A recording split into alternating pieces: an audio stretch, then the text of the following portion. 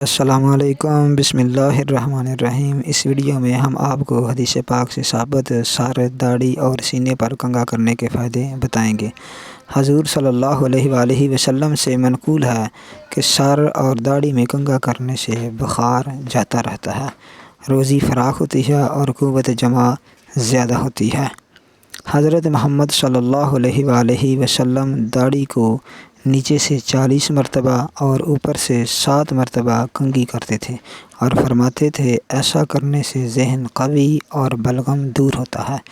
امام جعفر صادق علیہ السلام سے منقول ہے جو شخص گن کر 70 مرتبہ اپنی داڑھی میں کنگھا کر لے 40 دن شیطان اس کے پاس نہیں آتا۔ ایک اور حدیث میں یوں فرمایا کہ رخساروں پر کنگھا کرنے سے دانت مضبوط ہوتے ہیں اور داڑھی میں نیچے کی طرف کنگھا کرنے سے طاعون دور ہوتا ہے جو کہ ایک چوہوں سے بیماری پھیلتی ہے، اور زلفوں میں کنگھا کرنے سے وسوسہ شیطانی رفع ہوتا ہے اور بلغم دفع ہوتا ہے۔ ایک اور حدیث میں ہے کہ دائیں ہاتھ میں کنگھا لے کر پہلے سر کے اگلے حصے پھر پچھلے حصے کی جانب کنگھا کرنا چاہیے۔ حضرت امام رضا علیہ السلام سے منقول ہے کہ جو شخص 7 مرتبہ سر، داڑھی اور سینے پر کنگھا کرے کوئی درد اس کے پاس نہ آئے گا۔ ایک اور حدیث میں ہے کہ حمام میں کنگھا مت کرو، اس سے بال کمزور ہو جاتے ہیں۔ ایک اور حدیث میں ہے کہ حضور صلی اللہ علیہ وآلہ وسلم کنگھا کو پانی میں بھگو کر کیا کرتے تھے۔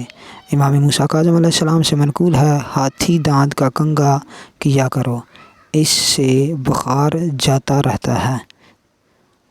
بہت سی حدیثوں میں وارد ہوا ہے کہ ائمہ علیہم السلام ہاتھی دانت کا کنگھا کیا کرتے تھے۔